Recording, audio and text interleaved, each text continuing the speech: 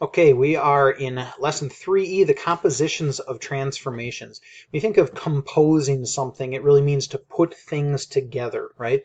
So if we're putting together a couple of transformations, such as reflecting something and then rotating it, that'd be an example of a composition of transformation, where ultimately you're doing two different types of transformations, maybe three different types of transformations. Okay. By the end of the unit, or the end of the lesson, you're going to recognize these three theorems down here. We haven't really talked about those yet, so those should be new to you. But this is probably the major part, finding the new image after it's gone through multiple transformations. So again, if we're starting with one figure and then we slide it and then we reflect it and then we rotate it, what's that new image going to look like at the end? Okay. So down at the bottom of the page, you see this.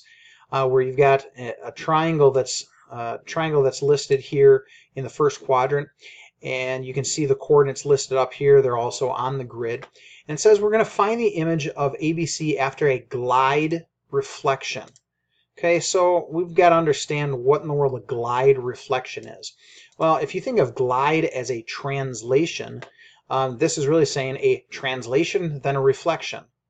Okay, if we want to be a little bit more specific with this, the definition could look something kind of like this, and if you want to write this down, it's a double transformation that's happening in a glide reflection. And so every point, it's supposed to be say point, every point P from our initial triangle is going to be mapped not just onto P prime, but to P double prime.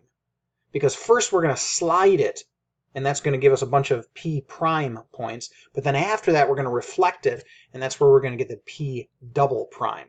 Okay, so that's what a glide reflection is. Let's go back to this. And the first thing that we're going to do here, you can see, is a translation of the figure. And I've got these grids set up so that we can see just what our initial coordinates are doing. So we're going to call this one A here, and we're going to plug in what is 3, 2. And you can do the same thing for B and for C. B is 6, 3, and C is 7, 1. So we'll add those in right there. The reason I'm putting them all here is just so we can see how those coordinates change after we go through the different phases of this composition of transformation. Okay, so let's translate first. That's the first item that we're doing. And it says we're going to translate x and y's into x minus 12 y's. So the y doesn't change. So these values in here are all going to stay put. And we can go ahead and just add those in there already. Since we know y stays the same, this 2 is still 2, this 3 is still 3, this 1 is still 1. And really those are going to be a part of our points A prime, B prime, and C prime. But what happens to the x values? Well, all those x values are being shifted 12 over to the left. So if I take 3 and subtract 12, I'm going to get minus 9. So A prime is going to be at negative 9, 2. If I take my 6 and subtract 12, I'm going to have negative 6. B is going to be at negative 6, 3. And if I take my original C value of 7 and subtract 12, I'm going to get negative 5. And so C prime should end up being at negative 5, 1. And when we do that and we graph that, it should look something kind of like this. And we've done that before. It's just a translation. The only layer that we're going to add to this as part of the glide reflection is now that we've got this new prime image that's shown here in the second quadrant, we're going to take that prime image and do something to it. We're going to reflect it across the x-axis.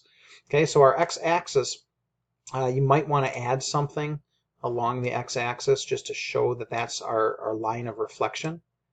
And if we do that, I'm going to color this one green so you can see it a little bit better here.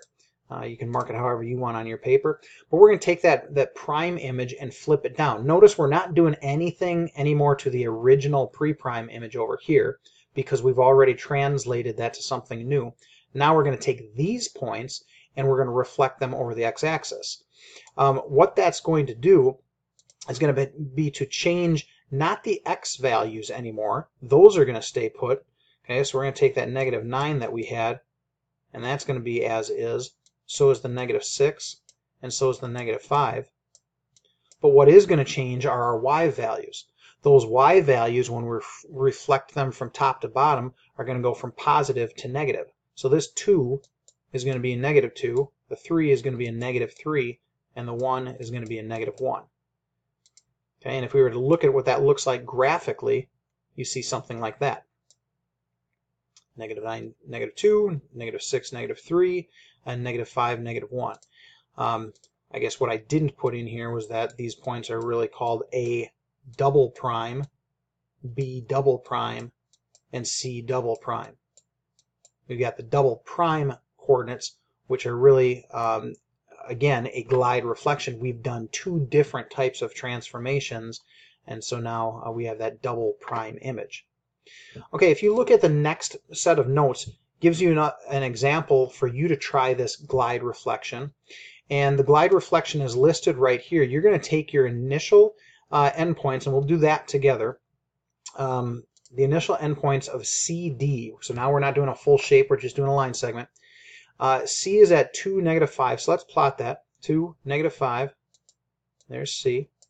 And D is at 4, 0. So we'll put that guy right there. That's D. And again, we're going to list those over here. We'll call it, whoops. There's C. There's D. And actually, I gave you extra boxes on accident, so you're not going to use those. But C was at 2, -5. And D was at 4, 0. So we can plug those in there. And again, we're just looking at that to see what patterns happening here with the coordinates. And don't forget to connect your line segment from one endpoint to the other. And that's as far as I'm going to go. You can do the rest of this on your own. You're going through 2 different transformations. The first one is a translation where your x values are shifted over 3 to the left, y value stays the same, and so you're going to get a prime image because of that. And then you're going to reflect that prime image across the line y equals -1. Now y equals -1, just so we're clear on this, is this line that would cut across horizontally at -1. Okay. I'd like you to pause the video right now, and then you can try to fill in not only the coordinates to create your line segment in the prime image, but then after you reflect it, fill in those coordinates and show your double prime image as well. If you've had an opportunity to do that, your final product should look something kind of like this. We started off with what I'm showing in the red here, which is line segment CD. And after we translated it, where we were shifting everything left 3 units but keeping the y values the same, you can see C prime, D prime, which is right over here. And you can also see what happened to the coordinates.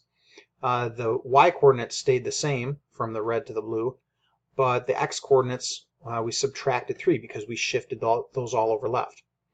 After we did that, we're not really thinking much about the red line segment called CD anymore because we've got this new prime line segment, but we take that and we flip it over this y equals -1 line.